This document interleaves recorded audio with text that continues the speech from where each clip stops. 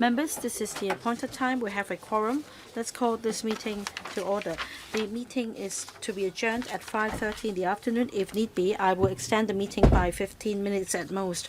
Members, if you have direct or indirect pecuniary interest in relation to items being discussed today, please disclose the nature of the interest before you speak in accordance with Rule 83A of the Rules of Procedure. Please also note the voting requirement under Rule 84 of the ROP, where direct pecuniary interests are involved.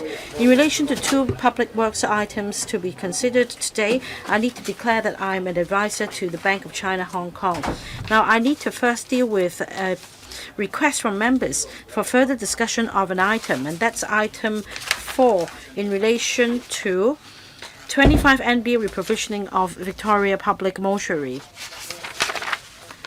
According to the Public Works Subcommittee's recommendation, there is no recommendation for further discussion of this item by FC. However, Ms. Doreen Kong, Mr. Andrew Lam, and Mr. Chan Seow Hong signed a joint letter requesting a further discussion of this item by the FC.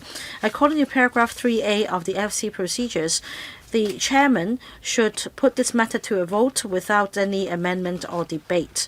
So I put this to a vote that this committee agrees to further discuss the recommendations set out in paper number 22, PWSC 2024-25. Those in favor, please raise your hands.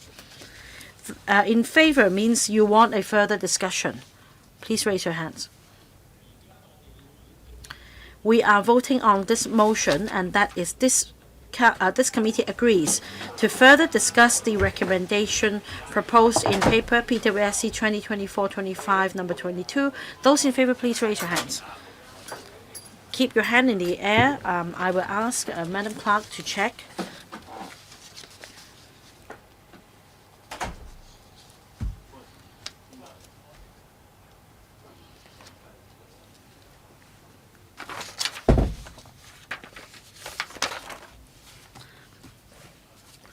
Those against, please raise your hands. Right, very straightforward. I believe members who have voted are in favor of this motion. The motion is passed. According to the decision of the committee, when we come to item 4 of the agenda, this committee will further discuss paper number PWSC 22. Now, let's come back to the agenda. In this sequence, we deal with FCR 2024-25, paper number 54, item 1.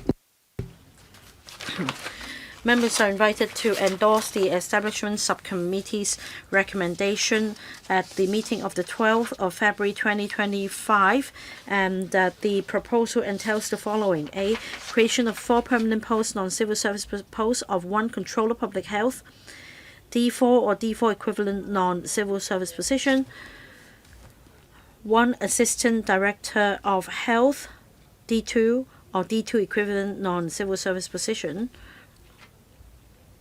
1 chief pharmacist, D1 or D1 equivalent non-civil service position, 1 chief electronics engineer, D1, D1 equivalent non-civil service position, within 6 months from the date of approval by the Finance Committee. B, deletion of 4 permanent posts of consultants, D2, D3, and D4 upon creation of the posts under A, and C, redeployment of 7 permanent posts of 2 assistant directors of health, D2, 3 chief pharmacists, D1, and 2 principal medical and health officers, D1, in the Department of Health to support the establishment and operation of the Hong Kong Centre for Medical Products Regulation. According to paragraph 3A of the FC procedures, as there is no further recommendation by ESC to discuss the paper at the Finance Committee, nor have we received any joint petition by not less than 3 members for a further discussion, the FC will not further discuss this paper. We will put this to a vote. I now put FCR 2024-25, paper number 54, to a vote. Will those in favor please raise their hands? Thank you. Anyone against? No. I think members who have voted are in favor of the item, so the item is passed. Next item, FCR 2024-25, paper number 55. Members are invited to approve the recommendations made by the Establishment Subcommittee on the 12th of February 2025 in relation to EC 2024-25, paper number 12, regarding the regrading of 2 permanent posts of Assistant Commissioner for Transport D2 to Government Engineer D2 in the Transport Department with immediate effect upon approval of the Finance Committee to cope with the increasing need for the post holders to possess professional knowledge in traffic engineering and technology and the relevant duties so as to address the present and future developments and challenges facing the department. Like the previous item, the ESC did not recommend further discussion by the FC, so the FC will not further discuss the paper. I now put this item to a vote. Will those in favor please raise your hands? Thank you. Anyone against? No. I think members who have voted are in favor of this item, so the item is approved. Item 3, FCR 2024-25, paper number 56. Members are invited to approve the recommendation made by the Public Works Subcommittee at the meeting of the 19th of February 2025 regarding paper number PWSC 2024-25-21. That's 786 CL Tung Chung New Town Extension. In order to upgrade the project to category A, second phase of site investigation and formation for Tung Chung New Town Extension to a tune of $4.7581 billion MOD prices. Like the previous item, the FC will not further discuss this item. So I put paper number 56 to a vote. Will those in favor please raise your hands? Those against? Anyone against? I think that the majority of members who have voted are in favor of the item, so the item is approved. Now, we go back to item 4, paper number 57. Members are invited to approve the recommendation made by the Public Works Subcommittee at the meeting of the 21st of February 2025. In paper number PWSC 2024-25 number 22 to upgrade a 25 NB to category A at an estimated cost of $1.2091 billion in MOD prices for the reprovisioning of the Victoria Public Mortuary. We are joined by Deputy Secretary Mr. Hui, Mr. Zhong, and from the ASD, Mr. Ben Yeung, Project Director, and Mr. Felix Kong, Senior Project Manager, ASD, Dr. Lai Sai Chek, Consultant Forensic Pathologist of Department of Health, and Dr. Jackie Leung, Assistant Director of Health. Now, we have more than 10 members waiting to speak. Let me read out their names: Adrian Ho, Johnny Ng, Yang Wing Kit, So Chang Wing, Chen Hao Fong, Andrew Lam, Chen Xiu Hong, Ma Fong Kwok, Lo Wai Kwok, and Benson Look. I will give each member 5 minutes, starting with Mr. Adrian Ho. Please switch on Mr. Ho's mic. Any idea where he is? Mic test again, please. Thank you, Chair. A number of follow-up questions about construction costs and the unit cost. If we compare this with Fushan Public Mortuary in Shatin, the unit price is 50% more. It has to do with the intensive building services works in a small area. Now, the paper sets out very general reasons. Does it mean that in terms of design efficiency, it is very low? And what about the tendering process? It doesn't seem to be transparent. So in terms of, say, E&M, ventilation, FSIs, building services, etc., can we compare these items in the two projects to make sure that the design of this project does not cause any more wastage of resources. The second question is that I see that the number of storage spaces will go up from 76 to 1,000. According to the projection, by 2046, there is a demand on Hong Kong Island for 350 storage spaces. Now, based on the actual demand, we have 76 spaces. So are we putting excessive investment for the future demand? And for the modular refrigerated mortuary unit, or MRMUs, the 484 bag spaces will only be used under emergency circumstances. But are there recurrent expenditures involved? Now, in relation to the reprovisioning of Victoria Public Mortuary and the construction costs of Fushan Public Mortuary after the Public Works Subcommittee, we have prepared a supplementary paper to brief members on details of the expenditure items. I will give the floor to Mr. Yang in a moment to elucidate this, but let me take the second and the third questions first. Indeed, Victoria Public Mortuary at the moment has 76 storage spaces. Since the commissioning of Fushan Public Mortuary in 2023, 800 storage spaces are provided. So that shows imbalance between the supply in new territories in Hong Kong Island. Now, for Fushan Public Mortuary, the storage spaces could meet the demand, but basically for Kwai Chung and Victoria Public Mortuary on the island side, on average, the capacity is reached 100%. So, judging from the current situation, we'd say that the public mortuaries of these two districts are not sufficient.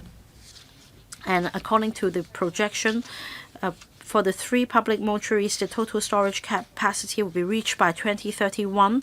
And then by 2046, we project a demand of 1,800 storage space. But altogether, we only have 1,200 plus storage spaces. That means before 2046, we need a new public mortuary, or at least new facility, to meet the demand. Reprovisioning the Victoria Public Mortuary as set out in this plan could help us meet the increase in demand due to increase in population and aging of population by 2046. And second of all, we also have a fallback, and that means in the event of a major public event or public health incident, we can have sufficient capacity to deal with the unforeseen circumstances. The third point is about the MUs. These are modular units. When not in use, they can be they can be collapsed and stored. They can allow for static storage in the cave-in of the Victoria Public Mortuary. And these units do not run on, say, constant temperature or other forms of support. So that means the cost is relatively lower. Mr. Yang, just very briefly, can you tell us about the unit cost? Right, thank you, Chairman. Thank you, Member, for the questions. This project is very different from the one in Fushan Public Mortuary. In Sha Tin, apart from the mortuary itself, we also needed to provide a public car park. For the public car park, in terms of BSI or Building Services Works, the cost could be suppressed, and that also accounts for the overall lower construction costs.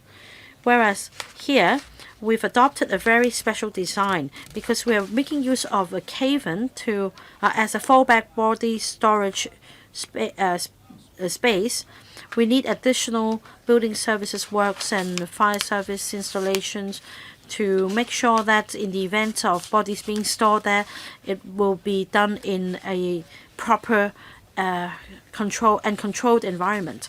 We also need to consider design and cost effectiveness. For example, we have underground facilities.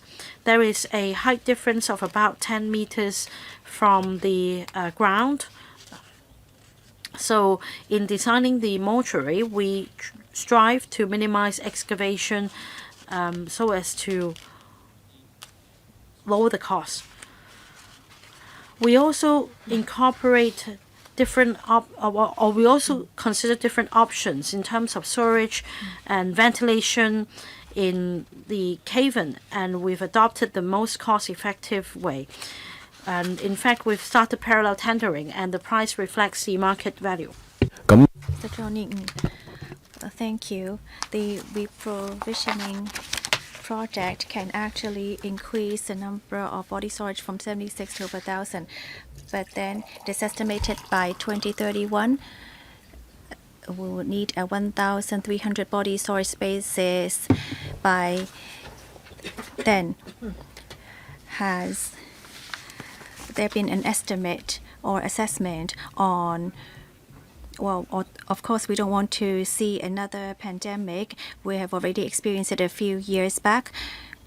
And would 1,000 body storage spaces be adequate? Should there be more to ensure that there will be enough to meet a sudden surge in demand? I see that there would also be X-ray and computed tomography scan rooms and laboratories. For these facilities, to have a breakdown on the cost, I see from the news that there has been some human error made in the handling of the bodies. What can we do to ensure that these incidents do not occur again? Mr. Ho, thank you. In the design of the reprovisioning of the Victoria Public Mortuary, there has been 2 phases of development. In 2022, we have made a proposal to the LegCo. Members actually gave a similar view back then, that since we are able to identify a suitable place to reprovision the mortuary, we should utilize this area to ensure that we'll be able to meet the demand by 2031 and to also leave a certain proportion to meet sudden public situations such as the pandemic. During COVID,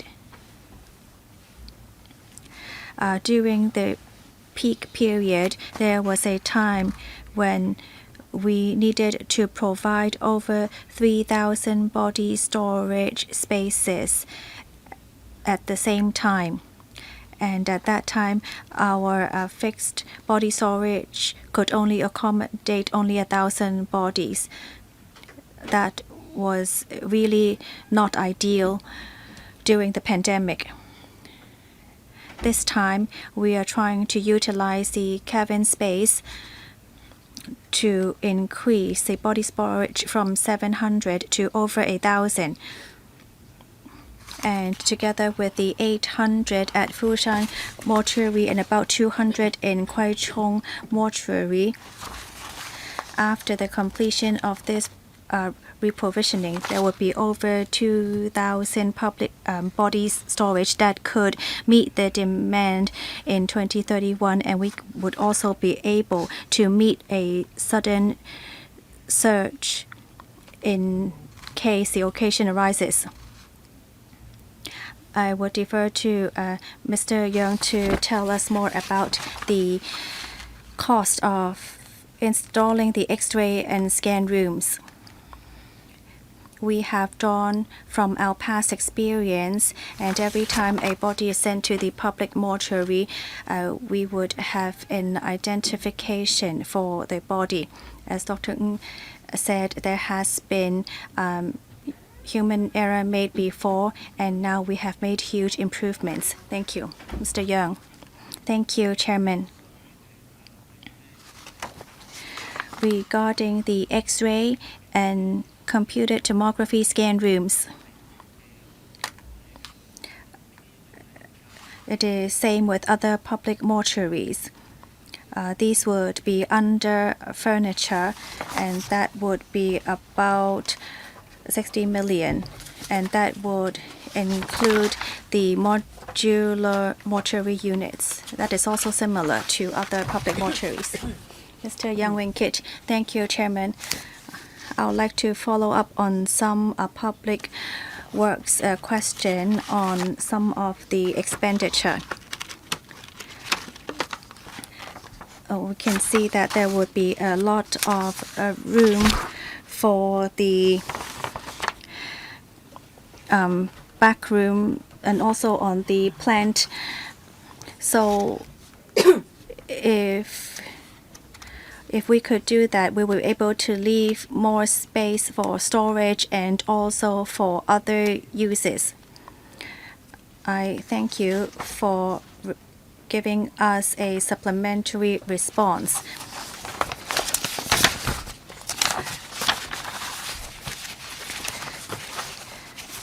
As there is actually a guideline for fire services, I see on the ground floor and on the second floor, within the cabin, you have already put in a plant room. Why is actually a plant room able to put there, yet not in other areas? You have not given us an explanation. However, if actually you use the space for body storage, then there would be an increase in cost, because as the cabin would need air conditioning facilities to ensure ventilation and also to provide emergency electricity supply, and also there would need to be some provisions made to meet the demands for the cabin use, and therefore there would be an increase in cost.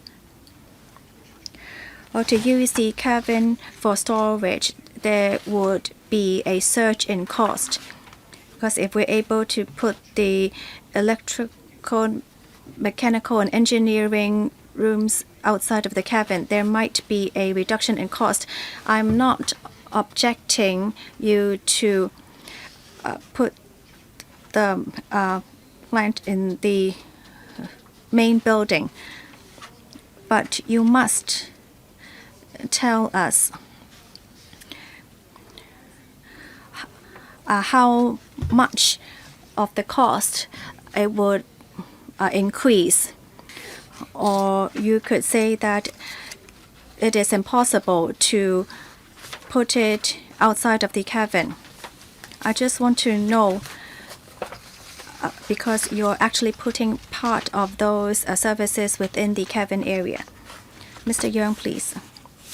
Chairman, thank you for the question. On the cabin design and utilization, we have actually considered many different options. The one we are bringing up right now is already the most optimized proposal, because we would leave it for backup, and there is actually a height restriction and space restriction. To have the plant room installed within the cabin, then we would need very long pipes and maybe ducts for the air conditioning, and that might reduce the efficiency and at the same time increase cost.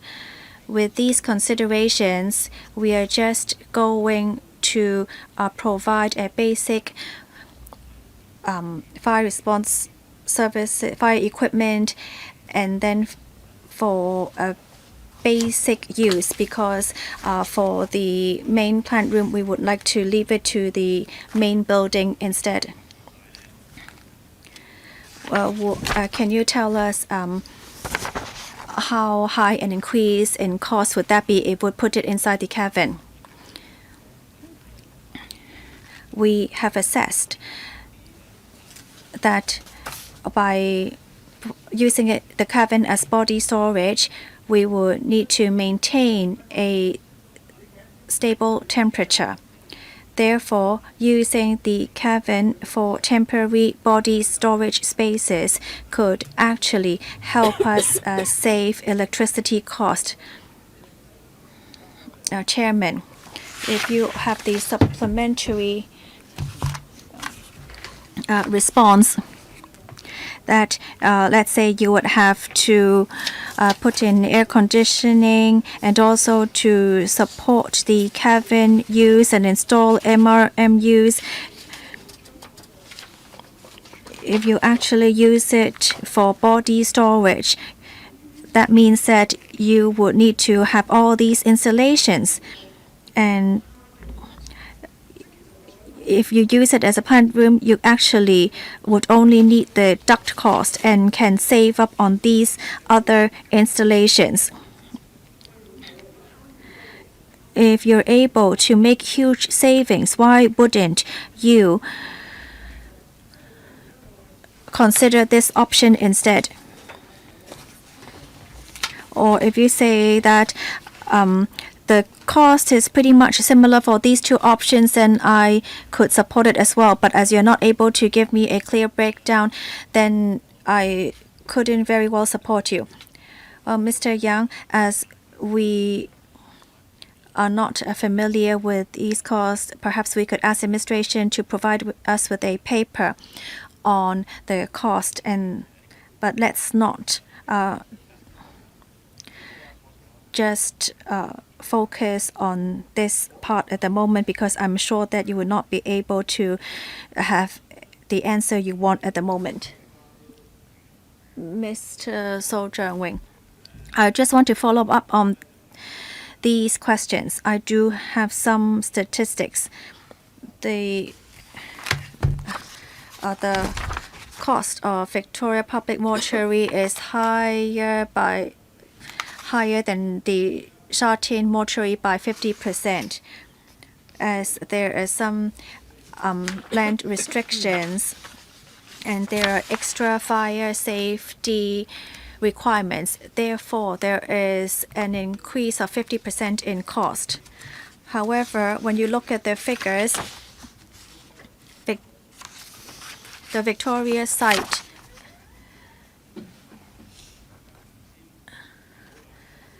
is 5,917 square meters. So you're building 11,700 in service area. Sha Tin is 6,600 square meters in construction site. That is actually similar to the size of Victoria Public Mortuary.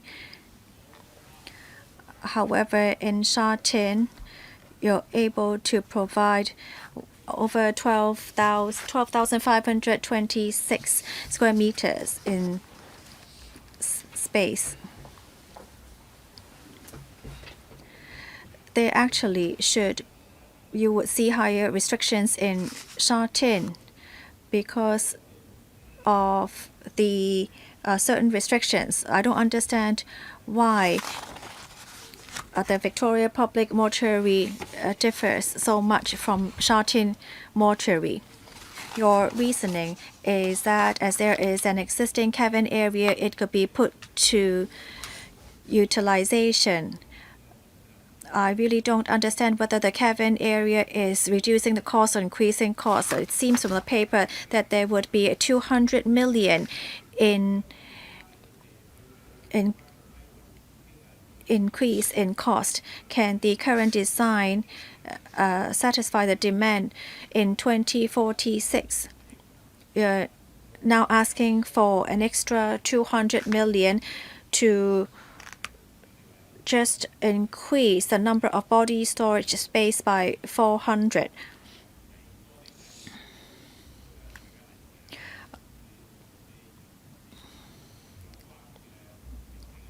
During the pandemic, you were able to use temporary facilities to accommodate the bodies, and that could be an option. Therefore, you are now increasing the cost, yet you're not really enhancing efficiency by much. So there doesn't seem to be any reason to leave more body storage space for emergency use. Right, 2 questions. Well, the member cited his observation on the Kevin, and I'd say that this is spot on. For Victoria Public Mortuary, the site faces more constraints in terms of level difference and the layout. Because of the level difference, the works come with a higher construction cost. We've also exhausted the usable floor area at the site. And in fact, it's just about 60% of the floor area of Fushan Public Mortuary, and that is why, in terms of unit cost, it's much more expensive. But as Mr. Yeung also mentioned, for Fushan Public Mortuary, the site constraints are not as serious, and 10% of floor area could be used as a car park. The other point is we have more intensive building services works indoors to support the operation of Victoria Public Mortuary in the Kevin, and overall speaking, the total storage will be more than the 800 plus spaces in Fushan. For Victoria, we have over 1,000, and that means using this 3/3 of the size of Fushan site, we're able to provide 20% more storage spaces for bodies. And that is why, when we compare the construction unit cost, the Victoria project seems to be more expensive. But if we count the number of storage spaces, it's actually most cost effective. To answer Dr. So's second question, using cabins is a cost effective approach because, as I mentioned before, after reprovisioning the Victoria Public Mortuary into a cabin, we can meet the projected demand up to 2046. And beyond 2046, if there is a need to cope with additional bodies, or if there is a major crisis happening before or after 2046, we may be running out of body storage spaces. And if by then we build a new public mortuary similar to the one in the Victoria one, then even for the MOD prices, we're talking about some 400, 500, and by then I believe it will be at least $1 billion. And now we are spending about $200 million to build the public mortuary that could meet the demand, and that if we don't do that, it could mean a $1 billion project years down the road. So it's cost effective. Mr. Chen Hock-Fung, I support the project. The matter has been discussed in the community for some time, and for a while, Victoria Public Mortuary reached its capacity. It could not meet the demand, especially during the pandemic. Now the mortuary will be reprovisioned to somewhere farther away from a residential neighborhood so that the waterfront promenade can be enjoyed by our residents again.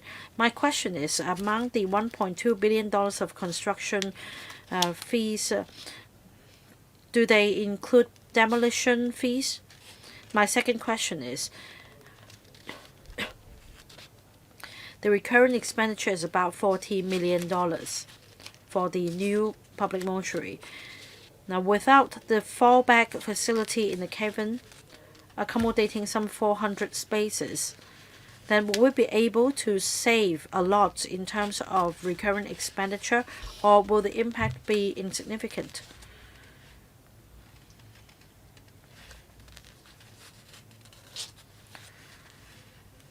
Chairman, after reprovisioning of the Victoria Public Mortuary, the current site will be vacated. The figures cited here do not include the demolition cost. The site will be handed over to the authority concerned, and then the works departments in charge of the waterfront promenade project will take into account the demolition of the old mortuary, and the cost will also be covered. Roughly speaking, the demolition of a flat structure such as the Victoria Public Mortuary will not entail exorbitant costs. In terms of operating costs, it includes manpower expenditure for the day-to-day operation, and in the cavern, it comes with basic fire services and ventilation facilities. We also have air conditioning facilities that are rather straightforward. It can be switched off. So we're talking about limited recurrent expenditure. Limited in what sense? Can you tell us a ballpark figure? Can you tell us the general expenditure for the cavern operations in percentage terms, perhaps, Chairman? For the fallback facility in the cavern, according to our assessment, we need to take into account the safety of caverns, and that means each year we'll be spending about $100,000 to $200,000 for inspections and also the annual checks of FSIs. Right, so if in emergency we need to make use of the storage in the cavern, then what is the estimated operating expenditure? How much more comparing to the $40 million estimated now? Right, on top of $100,000 to $200,000 of maintenance costs, what will be the additional operating costs should the storage be used? That depends. The cavern will be equipped with the modular units. I believe basically if the storage spaces are to be used, the air conditioning will have to be switched on, and the the air conditioning fees will be the major contributing factor. But still, we have no idea for how long the AC system will remain running. Let me supplement. Like Mr. Yeung said, if need be, we will kickstart the operation of the cavern to cope with emergency situations.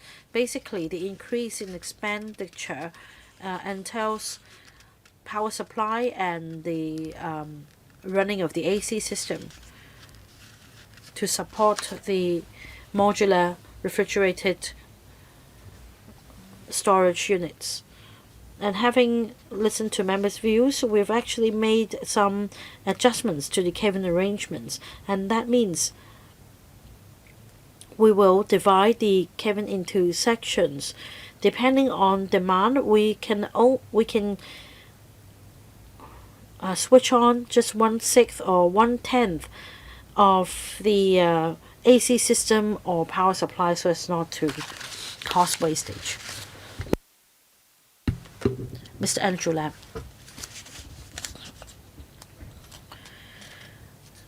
Well, I have asked for a further discussion at the Finance Committee because I think this paper reveals certain management issues or matters relating to the fiscal principles. Now, the DS told us a number of times that because of certain constraints, the construction cost of this project is higher than, say, that in Fushan. But my concern is that if we take a look at the MOD prices, then for construction and building services works, those alone already exceed $60,000 per unit. Now, I want to talk about two principles through my observation. The first point is that, like the Deputy Secretary said, it is very difficult to identify a suitable location for reprovisioning. I appreciate that. It's always the case for facilities of this nature. And I'm going to put to you a very specific question. But first of all, you've picked Cavan for the reprovisioning of the mortuary. When the government decides to go ahead with a project, does it consider the cost effectiveness and cost control first, or is it a bottom-up process? That means I pick this location, I consider all the steps involved, and then I calculate the cost involved. Or is it, say, I will first take a look at the project in Fushan, and then I will try to rein in the cost so that it would not be excessively high?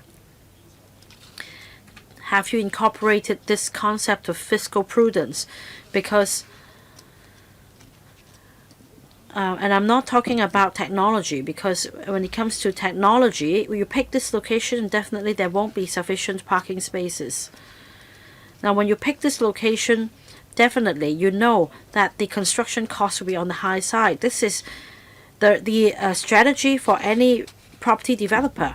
When they bid for a piece of land, they must have some ballpark figures in mind. And if you insist to reprovision the mortuary into a cave-in, you need to tackle the challenge, and that is a high construction cost.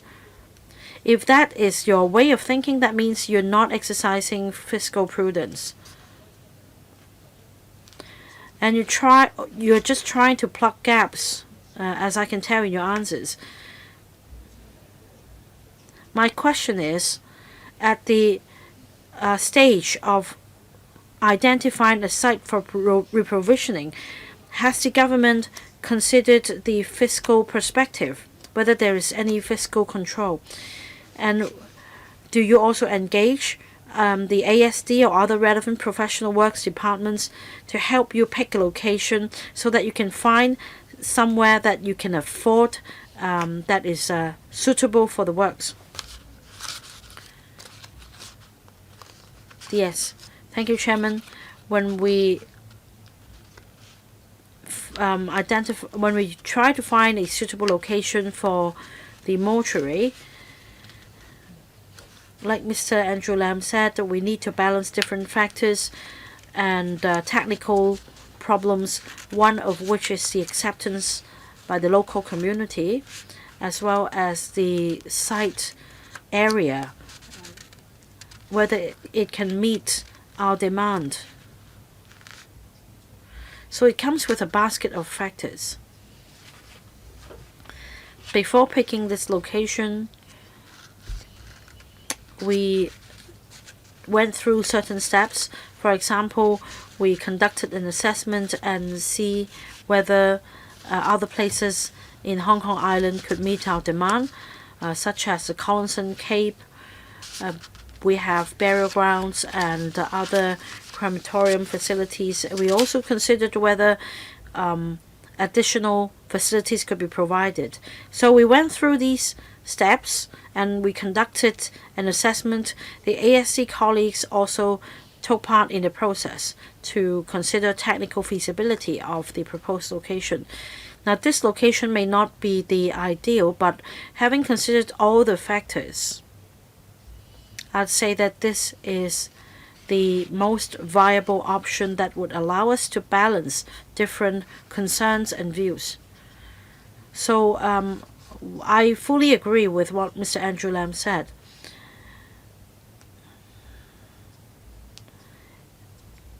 We have taken into account the increase in construction costs due to site constraints. And definitely we will in future further consider these factors in the site identification process. A quick follow-up, Mr. Andrew Lam. Yes, I thank DS for a very detailed reply, but I don't think he has answered my question. That is, in choosing this site, have you considered the aspect of fiscal prudence? Well, I think they have answered your question. The answer is negative. Thank you, Chairman. That's a really straightforward interpretation. I do hope that in the face of a tight financial situation, you should consider this. Mr. Chen Shih-hong, I would like to first thank the administration for exchanging ideas with us in the past 2 weeks on many of the members and my concerns. So we did communicate about that, and now I have a better understanding of this project. Mr. Andrew Lam's question is a very important one. In the past 3 years, we find many construction projects once being submitted to the LegCo cannot be changed, and we can only see it again after it has begun for 6 to 8 years, and we would have no choice but to continue to approve funding for it. The policy intent is good to provide more mortuary capacity to meet rising demand, to have about over 1,000 body storage capacity.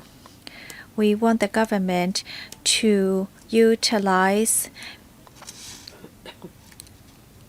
land wisely, but it has to have value for money. This could not be seen as one. Looking back, when you submitted it to the administration, you did not think of using the cabin space, but now you believe that by adding in 300 million to utilize existing cabin area, you think that there would be a higher value. Without ventilation in the cabin area, would that be an enclosed area?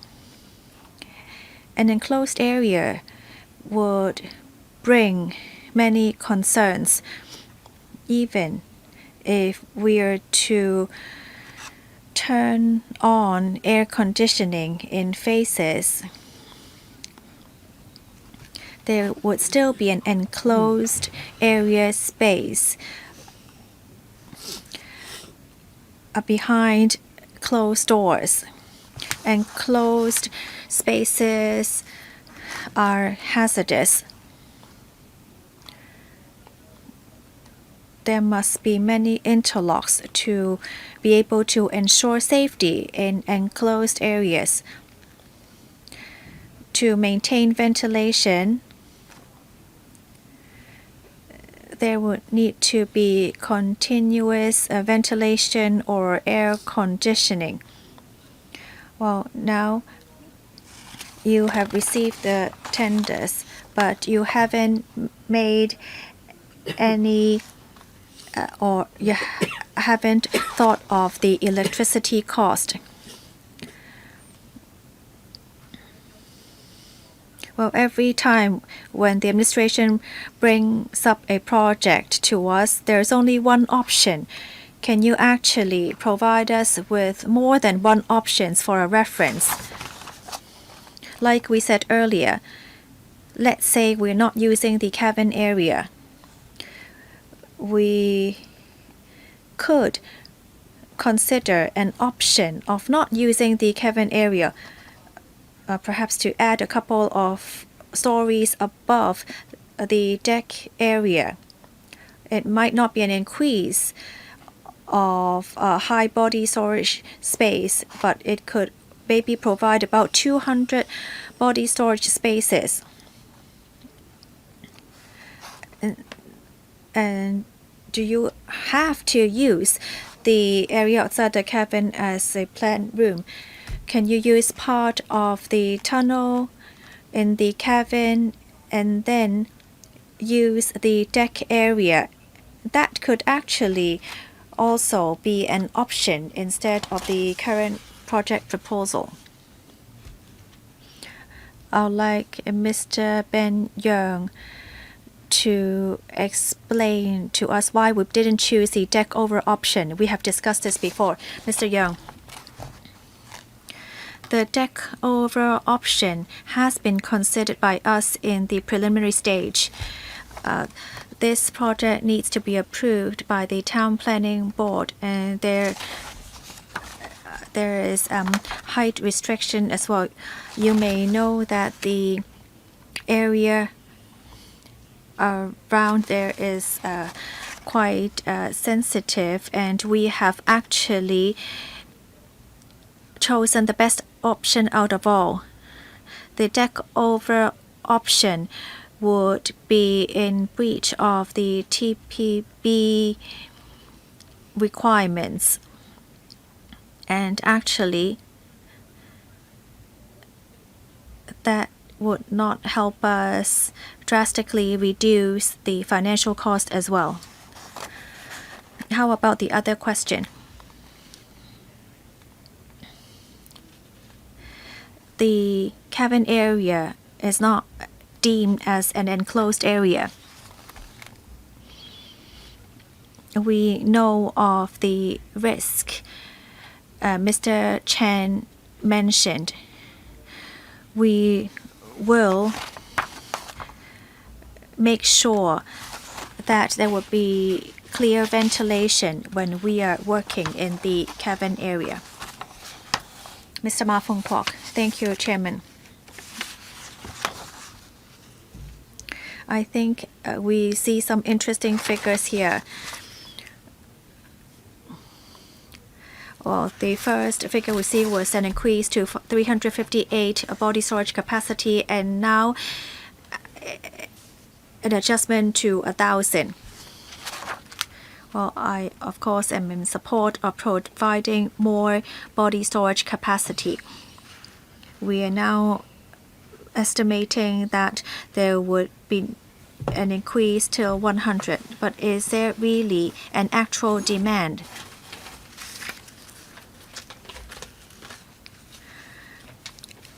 This is closely related to the turnover.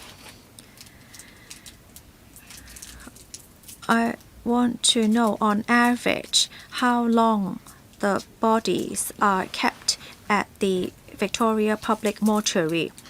Is there a way to actually reduce the storage time of the bodies? With a higher turnover, then we might not need such a high capacity. Is there actually a way to speed that up? When you assess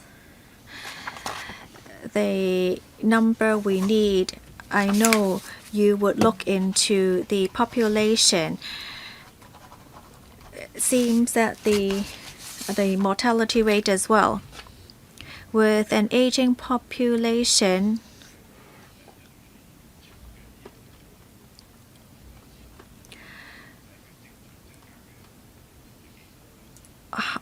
what is the estimate of body storage capacity we may need in the future? Have you done such an assessment?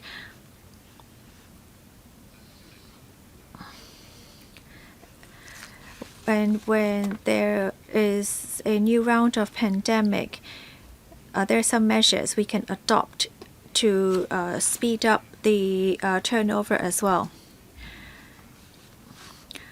I know for a fact from some of my friends that actually it takes a long period of time for funeral arrangements to be made. Is it because there needs to be more time for preparation, or is it because it has to do with forensics? Why is there such a long waiting time?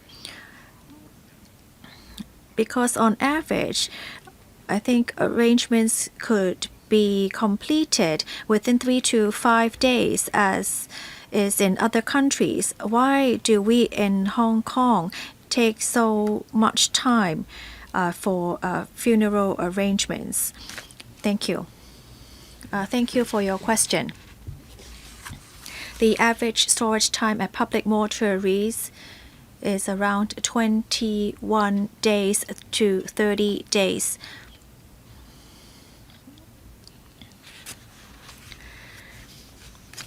Basically, bodies that are kept at the public mortuary are unknown cases of deaths, and sometimes we would need to wait for family members to identify the bodies, and it might take a longer investigation period. Therefore, the average storage time might be longer. For doctors who already signed a death certificate at public hospitals, and those bodies, when kept at public mortuaries, would be around 2 weeks. It takes 2 weeks because the family members may need time to arrange for funeral services and to arrange for columbarium services, etc. I agree with Mr. Ma that speeding up these arrangements in administration matters would be more welcome, and that could actually shorten the body storage time at our mortuaries.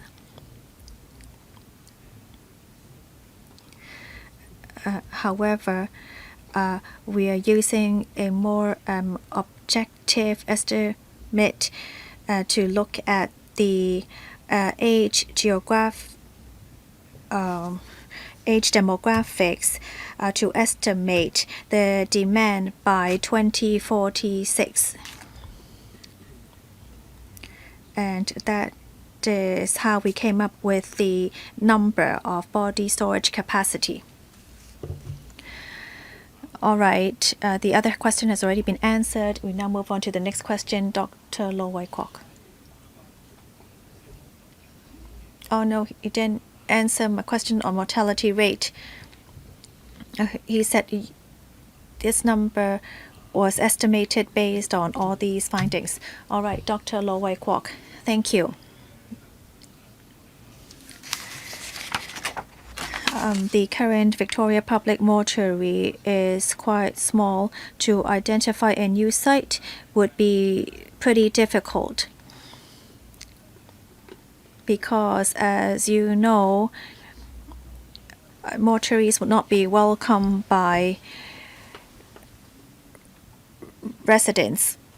in the nearby vicinity. So I support having it reprovisioned.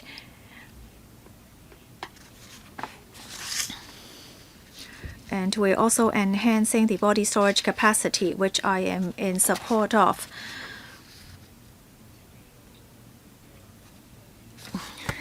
It also makes use of an existing cabin area, which can act as a temporary body storage area when there is an emergency. Therefore, I support this project. During COVID, when the pandemic was severe, there was really no body storage space. And we cannot forget the difficulties back then.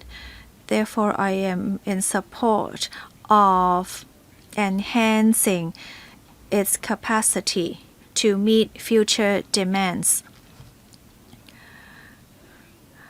There may be another surge of pandemic, and even this capacity might not be adequate.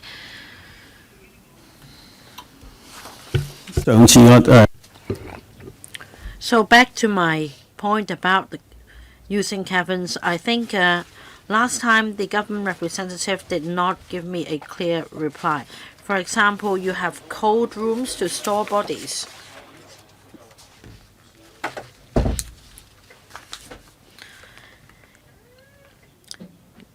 Is it possible not to build a big cold room or freezer in the cabin? Can we break it down? Well, last time I got quite emotional because I was not happy with the answer. I said, imagine with so many bodies stored in a facility, relatives would be flocking in to make arrangements. And apart from public transport access, they might use their own transport, so you need to provide public parking. I asked whether it's possible to provide more public parking places at the reprovisioned facility. I was told that the site area or the plot ratio has been exhausted and that no more parking spaces can be provided. Is it possible to have meter parking in the vicinity? Well, you may say that this is not under the purview of your department, but that's not what the public considers. The public wants answers. They want parking spaces to be available in the future. Is it possible to widen the road to accommodate metered parking? That means you need to work with other government departments to make sure that eventually you will come up with a solution to solve the problem. Now, after what happened last time, I don't know whether the administration will be able to come up with better answers. Right, in fact, they've set out the reply in the paper. I will give the floor to DS. Thank you, Dr. Low, for giving us a lot of suggestions. On parking spaces, we are proceeding with two ideas. The first one is to enhance parking at the Victoria Public Mortuary space. We strive to maximize the site area so as to make more parking spaces for the bereaved families to be able to use the parking at the public mortuary. And the other approach is that we are looking for vacant space outside of the Victoria Public Mortuary. if the idle sites are not far away from the reprovisioned mortuary, then we'll explore the provision of public parking for visitors. Of course, we need to discuss with other departments. This is something that we will do to help members of the public going to the mortuary. About cold rooms, that depends on the number of MRMUs to be used. It's not the case that once a unit is used, we will switch on air conditioning for all areas in the cabins. We have divided the cabin into different sections so that we can reduce power consumption and lower the cost. Dr. Loy Kwok, well, I know the time is up, but I need to ask this follow-up question.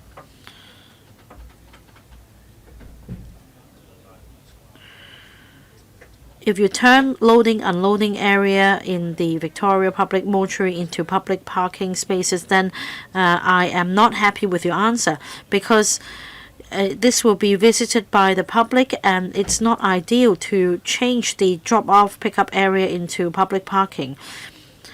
Now, for the other suggestion using idle sites nearby, I think this is definitely a feasible solution, and that involves other departments. I need an undertaking from you. I'm sorry, I need to continue, Chairman. About the cold storage,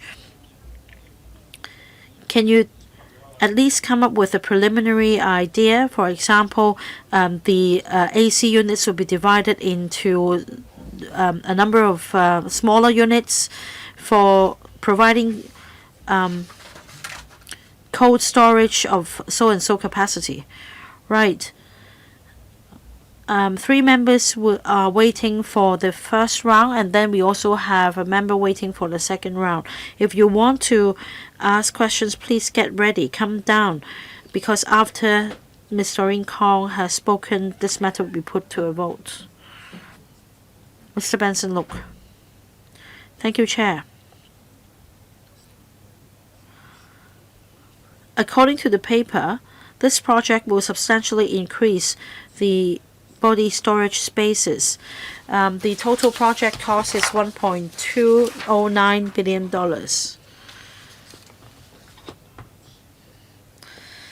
And it will accommodate 2,000 bodies, which means that the projected demand by 2046 could be met. In the event of a major public health event, we will have sufficient capacity to cope, and that means the previous incident will not be repeated. Well, of course, all these are good news, but the problem is the cost is too high. According to the supplementary paper, there are site constraints accounting for the high cost. For example, comparing to Fushan Public Mortuary, the construction cost for this project is 20% or 50% higher. Now, this project will provide 20% additional body storage capacity, but that aside, the increasing cost can be attributed to site constraints, and you're providing 10 additional parking spaces. I think it's a common goal among members to help you save money, or at least you should make sure that the spending is justified. Sadly, we haven't heard any satisfactory answers. We can't help but make comparisons when it comes to construction projects. Now, you may have considered different sites, and because of your considerations, you have decided to go ahead with this site. Even if the construction cost is on the high side. So my question is, in this exercise, have you considered alternative sites? Have you made comparisons? Well, of course, you may tell me that it is impossible to separate the storage facility from, say, the forensic pathologist facilities. But in this process, at least, have you thought about alternatives? Will there be any difference in construction costs, or are you going to tell me that in fact you haven't thought about alternatives and at the outset you've decided to go ahead with this site? Well, I think DS answered a similar question before, but perhaps you can elaborate on the previous answer from another perspective. In choosing this site, we have taken into account a number of factors. Construction cost is one of them, but not the only factor. This is a public mortuary. That means it will be accessed and used by the public. We need to make sure that it's accessible transport-wise, because otherwise, if we choose a really remote site, there may be additional resource implications in providing accessibility, and that may not be cost effective. Now, on Hong Kong Island, we have considered a number of sites that are far enough from residential neighborhoods, but with direct access by public transport. And we shortlisted two. One is, as I mentioned, the site near the crematorium in Collinson Cape, and we also considered the merits of these two sites. Apart from the proposed construction costs, we also considered the surrounding environment, supporting utilities, infrastructure support, etc.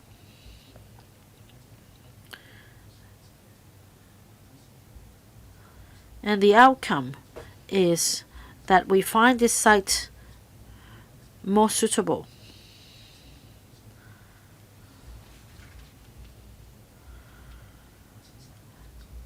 And at that stage, we also considered cost implications. But after all, it's just a preliminary and rough estimate. The actual construction costs will not be confirmed until tendering is completed. At the same time, I'd say that we have strived to make comparisons among different sites, and we also had to balance different factors. Mr. Benson Loh. I've heard a detailed reply from the administration, but in short, can we say that there is another alternative at Collinson Cape with fewer technical problems, so to speak, but that because of other factors such as the surrounding environment, transport, etc., you've settled for the Victoria Public Mortuary? Yes, for Collinson Cape, technically the project is simpler.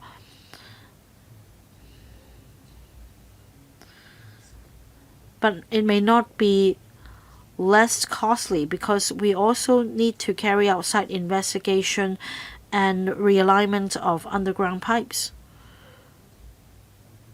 So despite not being as technically difficult, if we were to go for the alternative site, we also had to pay for additional works. Next, Ms. Doreen Kong. Well, for other members in this building, if you want to ask questions, please come down and press the button now, because otherwise we'll put this matter to a vote after Ms. Chen Hao-Yan and Mr. Chen Hock-Fong has spoken. Thank you, Chair. I fully agree with what Mr. Andrew Lam said. In light of our fiscal position, we really need to scrutinize the project carefully. I'm not criticizing your project, but we need to consider cost effectiveness. Now, Dr. So Chang Wing also mentioned the Fushan Public Mortuary. It was just completed not long ago. $1 billion was spent, and yet it has come with cold rooms with 830 body storage spaces, 8 laboratories, and it could also provide training for criminal investigators.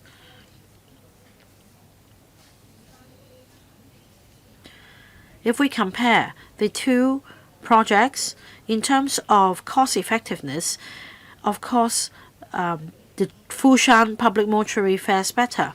Now, I have two questions, Chair. If we turn to the paper in 2022,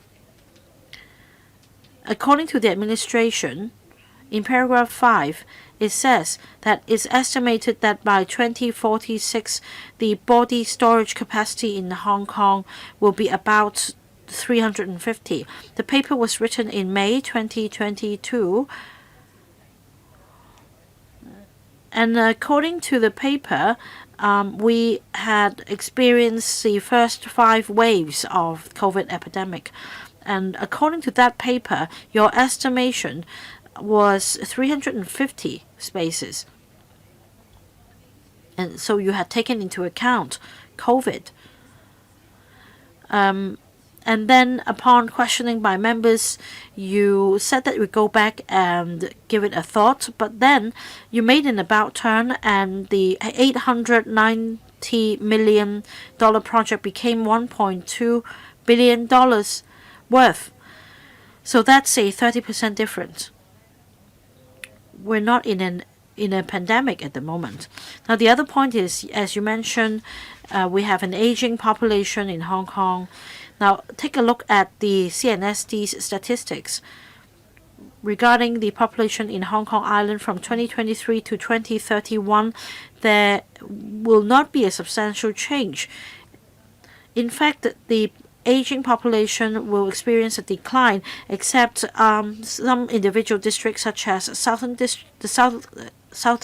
District, from 6.2 to 6.7, whereas in the North District and Yuen Long, a substantial increase in population is envisaged. So how do you justify going ahead with it on Hong Kong Island when on the western side of Victoria Road no parking is available, and that you are preparing for contingency here? Is it the best option? Yes, thank you. The Fushan Public Mortuary. Well, you've already said twice, so you don't have to repeat it. Well, yes, I'm not going to repeat it. In 2022, well, we actually say the same by looking at the current demand. About 300 body storage space could be adequate. But then we estimate that there might be ups and downs in different seasons, and so we decided that when we reprovision the mortuary, we would add in some temporary body storage space so that it could reach 700. When we brought this up, members reminded us that 700 might not be sufficient, because adding on to the numbers in Kwai Chung and Fushan mortuaries, the number could still be saturated by 2046. Based on COVID's experience, and that the number may be saturated by 2046, we decided to make use of the cabin area to improve the area and to increase 400 odd body storage space. As I mentioned earlier, we do not want to identify a new site to provide mortuary services. Our future growing population may be in the northern district. However, we have already considered these numbers. There is no need to build a new mortuary after the reprovisioning of Fushan and Victoria public mortuaries. Services could then cover the entire Hong Kong instead of dividing them into districts. Thank you. Reverend Peter Kuhn also wished to speak, and so I'm going to draw a line here. Ms. Chen Ho-yan, Reverend Peter Kuhn, Mr. Chen Hock-fen, and then we would put the item to vote. Ms. Chen Ho-yan. Thank you. I do agree that it is difficult to identify mortuary sites, and therefore we must optimize the use of the current mortuary. I would like to refer you to page 5 of the paper. I'm sure you remember that there has been error in the past in the identification of bodies, and see under item furniture and equipment. I want to know how much money is used on IT or computer equipment at the mortuary. We keep on talking about the increase in body storage capacity. That is important. But in the past, there have been mistakes made in the differentiation of bodies, even though the number was only 700 to 800. We want the public to feel that there has actually been improvement made after the reprovisioning. There's only one bereavement room in the Victoria mortuary, but there are 3 in Fushan mortuary. The cost is higher here, yet the space being used by the public is only so limited that there is only one room for that. But then for Fushan mortuary, they could accommodate 800 bodies, and yet they provide 3 bereavement rooms.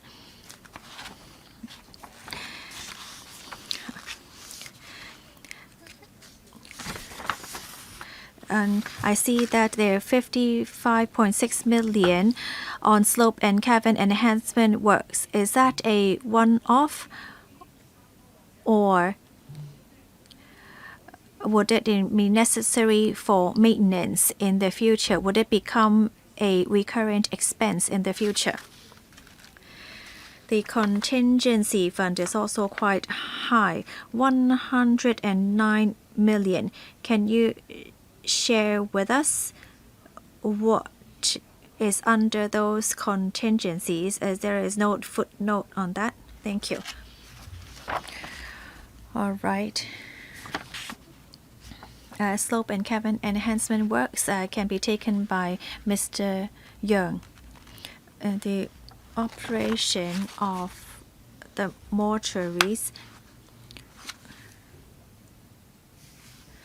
we are going to use technology to track the bodies. So there would be a RFID for identification. The Department of Health has also adopted measures to improve the tracking of bodies. Therefore, all public mortuaries use the same computer system called Public Mortuary Information System. So all the mortuaries are linked up with the same computer system for better management within the mortuaries.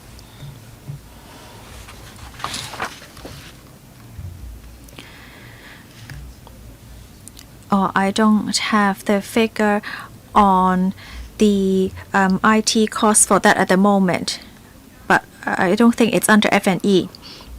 Oh, Chairman, so is that included under the 69 million? Well, it seems that it is included under F&E, right?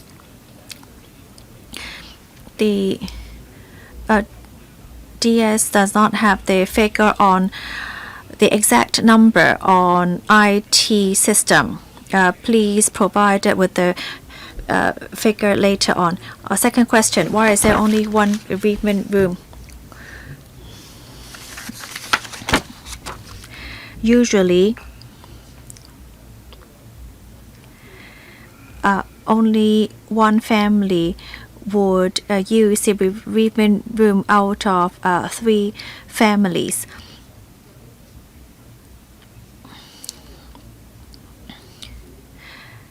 Usually, one bereavement room will be enough on weekdays. I understand that an additional one would be better, but then we only have limited space and therefore we needed to balance out our facilities. We wanted to provide this service, but currently there is only so much space we can use. Mr. Young, on the slope and cabin enhancement works, please be brief in your answer. Thank you. The slope and cabin enhancement works is a one-off number. We're talking about 100 to 200,000 a year on maintenance. That is a small figure. We have earmarked 10% for contingencies. That might be sudden emergencies that might occur during construction. All right, in the past it's 15% of the entire project. Now it's only 10%. Reverend Peter Kuhn. Thank you, Chairman. Well, I think I use this facility most out of all the core members because I always visit mortuaries.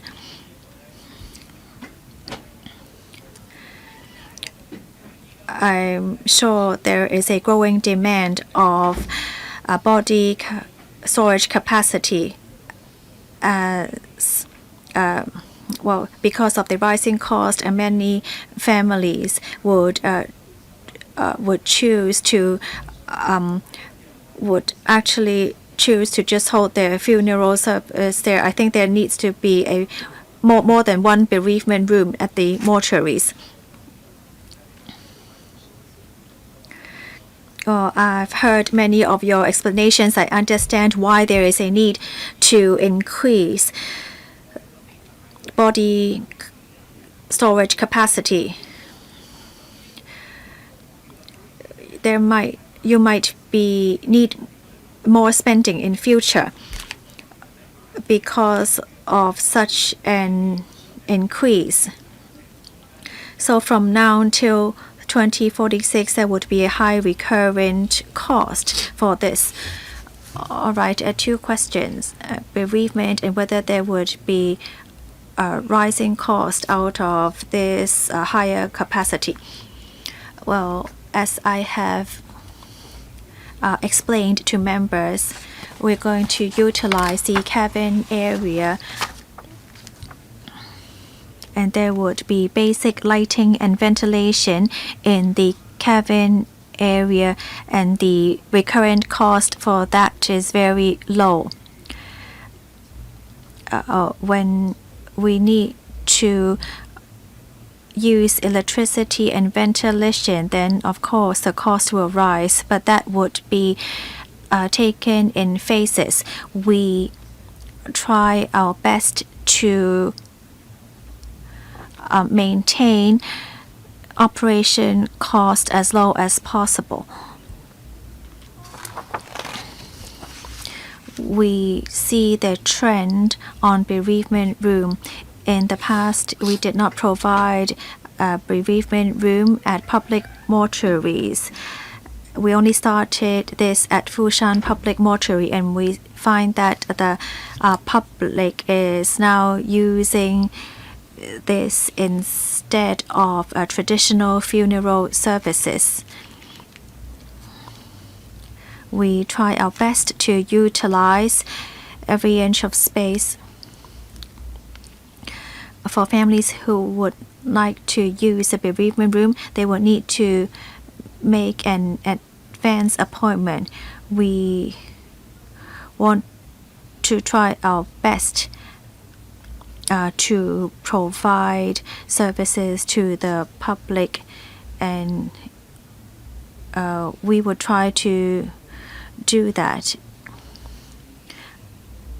But I don't think we can open up more bereavement rooms at the moment. We know that there are restrictions. All right. Last to speak, Mr. Chen Hock-Fong, second round. Just a piece of supplementary information. I don't need a response from the administration. I used to be a district councillor of this constituency. Well, over the years, we demanded reprovisioning of the Victoria Public Mortuary because of insufficient capacity, and that the facility itself is incompatible with the surrounding developments. We made some proposals. For example, the mortuary could be incorporated into the redevelopment of Queen Mary Hospital, but because of different departments involved, it couldn't be proceeded with. And then ultimately, because the magazine site of MTRCL was later on was reserved for South Island Line West, and that the location is very remote, as supposedly will not cause impact on the neighborhood. Just to supplement. I now put this paper to a vote. FCR 2024-25, paper number 57. Will those in favor please raise their hands? Those against? No. I think the majority of members who have voted are in favor of this item. The item is approved. The next meeting of the Finance Committee will be held on the 28th of March. Meeting's adjourned. Thank you.